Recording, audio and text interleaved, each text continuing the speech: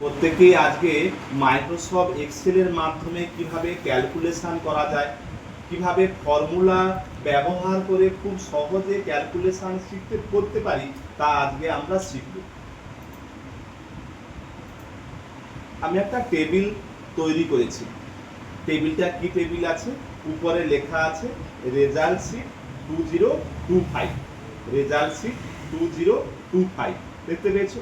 অর্থাৎ তোমরা সারা বছর ধরে যে পরীক্ষাগুলো দিচ্ছ, সেই পরীক্ষাগুলো টোটালটা বের করে প্রত্যেকেরই র্যাঙ্ক তৈরি করা হবে। তার জন্য কি করা হয়েছে? এভারেজ টোটাল করা হয়েছে, এভারেজ করা হয়েছে, গ্রেড করা হয়েছে। কিভাবে কি করা হয়েছে, কিভাবে আমরা বের করব, তা আজকে আমরা শিখব। কি করে আমরা করব না হচ্ছে, প্রথমে প্রত্যেকেরই স্কুলে ছোট ছোট পরীক্ষাগুলো হয়। কিরকম? যেগুলোর নাম হচ্ছে ইউনিট পরীক্ষা।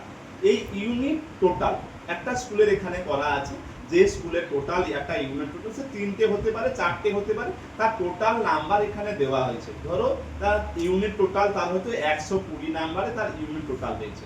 তার হাফ ইয়ারলি পরীক্ষা হয় 60 নাম্বারে, অ্যানুয়াল পরীক্ষা হয় 100 নাম্বারে, এবং টোটালটা তাহলে কত হবে না 300 নাম্বারে তার হচ্ছে কি হয় পরীক্ষা হবে। সে 300 এর মধ্যে সে কত পেয়েছে, এভারেজ তার কত হবে, আর তার গ্রেডটা কত হবে। তা আমরা সবাই জানি যে গ্রেডের উপর কি করা হয়, কোনো ক্লাসের র্যাঙ্ক তৈরি করা হয়, কোনো ক্লাসে র্যাঙ্ক তৈরি করা হয়। তো সেই হিসেবে তার ইউনিট টোটাল কত পেয়েছে, সে আবার 120 করে সে কত পেয়েছে না 117, 176 পেয়েছে। হাফ ইয়ারলিতে সে 60-র মধ্যে কত পেয়েছে না বেঙ্গলি পরীক্ষাতে কত পেয়েছে 58 পেয়েছে, অ্যানুয়াল পরীক্ষাতে কত পেয়েছে না 80 পেয়েছে। তাহলে টোটাল কত হবে? টোটাল বের করার নিয়ম কি? দেখো, আমরা ফর্মুলা ব্যবহার করেছি। আমরা কি করেছি দেখো, এখানে দেখতে পাচ্ছি আমরা ফর্মুলা বারে কি, এটা ফর্মুলা বার তোমরা সবাই জানো। ফর্মুলা বারে কি দেখেছি আমরা? সমান চিহ্ন দিয়ে। সবসময় মনে রাখবে, ফর্মুলা লেখার জন্য আমাকে সবসময়ের জন্য ইকুয়াল সাইন ব্যবহার করতেই হবে। ইকুয়াল সাইন একটু এপাশ না লিখলে কিন্তু কোনো কিছুই আসবে না। তাহলে আমরা কি করতে পারি? এখানে সমান চিহ্ন দিয়ে B3 মানে কি? এই যে B3, এই যে কলাম বি, এই বিটা কলাম আর 3 তার কি না তার রো নাম্বার। তাহলে কি B3 হচ্ছে তার অ্যাড্রেস, অর্থাৎ 117 এর অ্যাড্রেস কোনটা না B3। এই যে দেখো এখানে B3 উঠেছে, এখানে B3 উঠেছে, বুঝতে পেরেছো? তাহলে এখানে আমরা 117, তারপরে কি আছে না 58 C3, তারপরে কি আছে না হচ্ছে এখানে আছে D3। হলো এই তিনটে সংখ্যার যোগফল কোথায় বসেছে না ওটা E3 তে বসেছে। তাহলে E3 সমান কি? E3 সমান B3 যুক্ত C3 যুক্ত D3। আমরা এইভাবে নরমালি করতে পারি, অনেক ভাবেই যোগ করা যায়। কিরকম করা যায় আমি তোমাদের আরেকটা পদ্ধতি শেখাচ্ছি। এইখানে 255 এর জায়গায় কি করলাম, আমি এখানটার কাছে ডিলিট করে দিলাম, এটাকে আমি ব্ল্যাঙ্ক করলাম। এখানে কি করব, প্রথমে সমান চিহ্ন দিলাম, দেওয়ার ইকুয়াল সাইন দেওয়ার পরে কি করলাম, এখানে আমি সাম লিখলাম, সাম। আমি এখানে সাম দিলাম। এখানে আমার 3টে ঘর নিয়ে টোটাল হয়। যদি আমার 10টা হতো, যদি আমার 50টা হতো, যদি আমার 100টা ঘরের যোগ করতে হতো, তাহলে কি করতাম? আমার এখানে আছে সাম দেওয়ার পরে কি করতে হবে, আমাকে ব্র্যাকেট দিতে হবে। ফার্স্ট ব্র্যাকেট দিলাম, ফার্স্ট ব্র্যাকেট দেওয়ার পরে কি করলাম, এই যে ইউনিট টোটালটা আছে এটা কোন ঘর আমরা আগেই জেনেছি, এই ঘরের অ্যাড্রেস কি B3। B3 থেকে এ কত দূর পর্যন্ত যাবে না আমাদের D3 পর্যন্ত যাবে। তাহলে B3 is to কত দূর পর্যন্ত না হচ্ছে D3 পর্যন্ত। B3 is to কত দূর পর্যন্ত যাবে না হচ্ছে D3 পর্যন্ত। D3 দিয়ে ব্র্যাকেট ক্লোজ করলাম, দেওয়ার পরে এন্টার করলাম। দেখো 255 হয়েছে, 255 হয়েছে। আমার এইগুলো কি করলাম, আমি পরের গুলো কি করলাম সব ডিলিট করা থাকলো, তখন সে ধরলাম আমার ডিলিট করা আছে। তাহলে আমার এখানে কি আছে, সাম সমান ইকুয়াল সাইন দিয়ে সাম দিয়ে B3 is to D3 calculation হয়ে গেল। এবার এই ঘরটা ধরে, আমার এই ঘরের পয়েন্টটা ধরে জাস্ট শুধু নিচের দিকে টানলেই আমার সব ক্যালকুলেশন। ধরো এখানে মাত্র কয়েকটা সাবজেক্ট আছে, যদি অনেক থাকতো শুধু টেনে দিলেই নিচ পর্যন্ত চলে আসে। একে বলা হচ্ছে auto feel, automatic fill up. হলো এই ক্যালকুলেশন ব্যবহার করে আমরা সহজে করতে পারি। এবারে কি আসছে না, আমার তো আমি 300 এর মধ্যে 300 এর মধ্যে 255 পেয়েছি। 255 পেয়েছে, তাহলে তার মানে এভারেজ কত? না আমরা জানি যে যত নাম্বার আছে তার শতকরা ভাগ করার জন্য 300 নাম্বারের পরীক্ষা, তাকে তার মানে 3 দিয়ে ভাগ করলেই তার এভারেজ বেরিয়ে যাবে। সুতরাং দেখো এখানে দেওয়া আছে এভারেজ। এটা কোন ঘর? না আমরা জানি, দেখো এটা কোন ঘর? না হচ্ছে এটা F3। F3 তে কি আসছে? না কাকে আমরা ভাগ করব? ভাগ করব কাকে? না এই E3, মানে E3 মানটা কত? না 255। 255 কোন ঘরে বসে আছে? না হচ্ছে E3 তে বসে আছে। তার মানে E3 বাই 3, E3 বাই 3। সুতরাং সেখানে করলে কি আসছে? না তার এভারেজ চলে আসছে। আমি একবার ডিলিট করে দিলাম, দেখো ডিলিট করলাম। কি তাহলে কি করব? এখানে সমান চিহ্ন দিলাম, দেওয়ার পরে কি করলাম?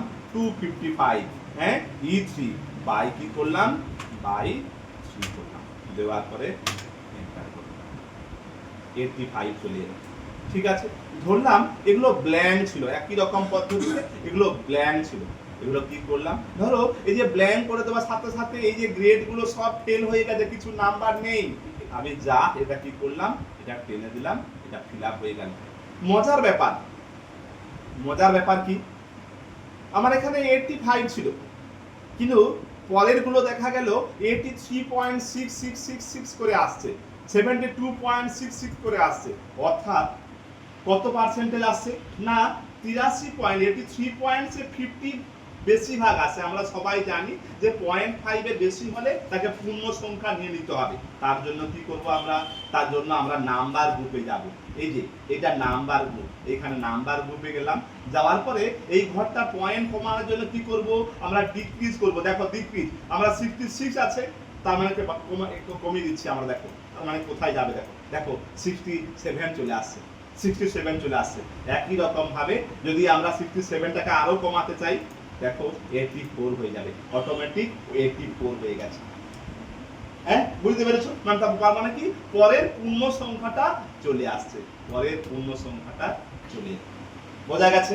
এইভাবে আমরা এভাবে, কারণ আমরা তো দশমিক সংখ্যা নিয়ে কোথাও এগোবো না, আমরা পূর্ণ সংখ্যায় যাব। হয় তাকে 0.5 এর কম হলে সে আগেরটায় থাকবে, 0.5 এর বেশি হলে সে পূর্ণ সংখ্যা পরের সংখ্যাটায় যাবে। এইভাবেই আমরা ক্যালকুলেশন, আমরা ক্যালকুলেশন করেছি।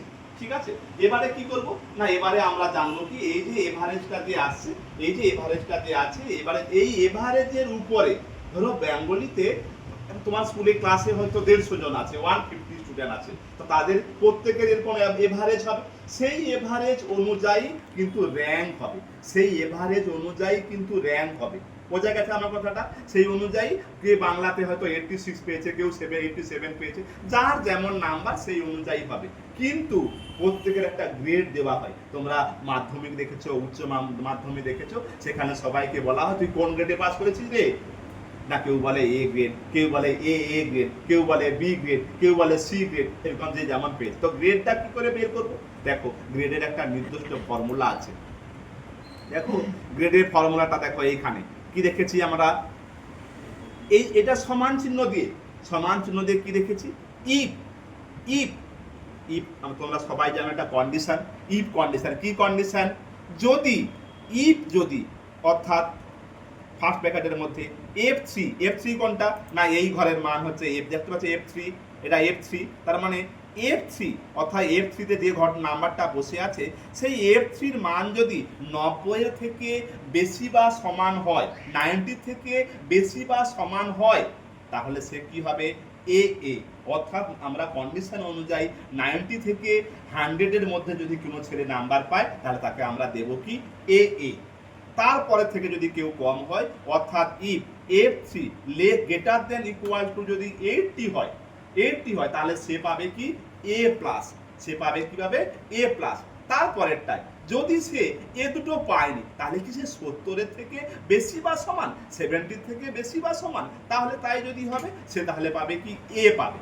ঠিক আছে, তারপরেরটাও সে পায়নি, 70ও পায়নি, তাহলে কি সে 60 এর বেশি বা সমান, তাহলে সে যদি হয় তাহলে সেটা বি পাবে। সে একদম অসহায়, সে পেরে উঠছে না, তখন সে সব থেকে হয়তো কম 55, আমাদের স্কুলের কন্ডিশন অনুযায়ী কেউ যদি 55 পায় বা তার থেকে বেশি পায় আর বাকিগুলোর থেকে কম পায় তাহলে সে পাবে সি, আদারওয়াইজ সে কোনোটাই কিচ্ছু পায়নি, সবার থেকে কম অসহায়, তাহলে সে পাবে ডি। বোঝা গেছে? এইটা আমার ফর্মুলা, এটা আমার কন্ডিশন, এটা টাইপ করার জন্য আমার বেরিয়েছে কি, কারণ আমরা দেখতে পাচ্ছি 85 মানে কি, সে কিন্তু 90 নয়, 85 মানে অ্যাবাভ 80, বিলো 90, সুতরাং সে পেয়েছে এ প্লাস। সুতরাং সে যদি এটা হতো কি হতো, যদি এটা 80 না হতো, যদি এটা আমি দেখো নাম্বারটা বাড়িয়ে দিলাম, 270 করে দিলাম, এভারেজ 90 করে দিলাম, অটোমেটিক চেঞ্জ হয়ে গেল, এ হয়ে গেল, এ হয়ে গেল, গ্রেড চেঞ্জ হয়ে গেল। কারণ কি, এই নাম্বারটা বাড়িয়ে দিয়েছি আমি দেখানোর জন্য তোমাদেরকে।